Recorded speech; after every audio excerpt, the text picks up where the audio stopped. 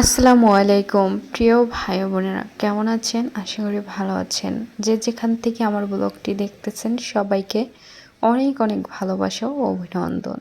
তো আজকে ব্লগটি নিয়ে চলে এসেছি, সেটি হচ্ছে চিকেন রান্না কিভাবে সুস্বাদু হয় এবং মজার হয় তাই আপনাদের সাথে শেয়ার করব। তো স্কিপ না করে ফুল ভিডিও দেখে গঠনমূলক একটি কমেন্ট করুন। হলুদ, মরিচ, লবণ এগুলো মিশ্রণ করে আমি মেখে তারপরে কিন্তু তেলে দিয়ে দিলাম।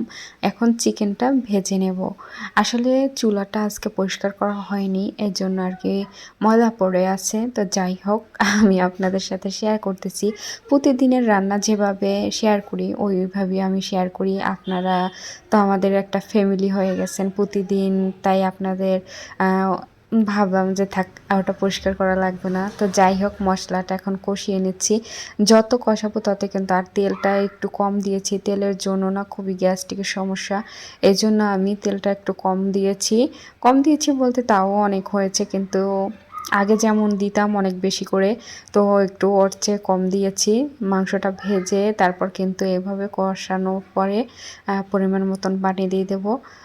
তো যাই হোক, এভাবে কিন্তু রান্না করলে খুবই মজার হয়।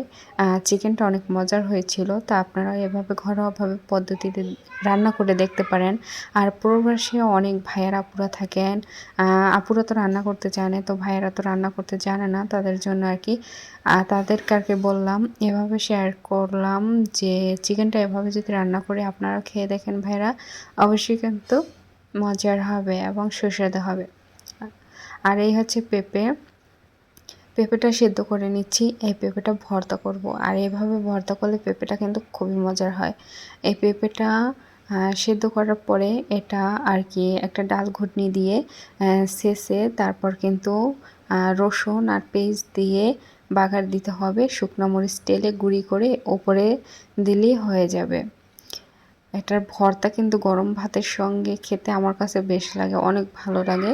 তো আপনারা যারা রান্না করে খেতে যে ভাবেন যে এটা ঔষধ ঔষধ লাগে, পেঁপে এটা কেমন লাগে, কিন্তু তারা এভাবে খেয়ে দেখতে পারেন, সত্যি কিন্তু অনেক মজার হয়।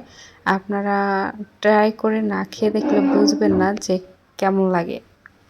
আর নতুন যারা আমার পেজটি দেখতেছেন তাদেরকে বলছি, ফলো না করলে অবশ্যই ফলো করে পাশে থাকবেন নিত্য নতুন ভিডিও দেখার জন্য। আর ইনশাল্লাহ আপনাদের পরিবারও, আমি যদি কমেন্টের সূত্র পাই আপনাদের পরিবারেও আমি চলে যাব। তাই বলতেছি যে কমেন্ট যদি না করেন, তো কমেন্ট না করলে আপনার পরিবার আমি কেমনে যাব বলেন। আর এই ইলিশ মাছটা আমি হলুদ মরিচ দিয়ে আর কি মশলা মাখিয়ে ভেজে নিয়েছি, এটা পানি ভাত দিয়ে খাবো। তো আজকের মতো বিদায় নিচ্ছি। আল্লাহ হাফেজ, ভালো থাকবেন।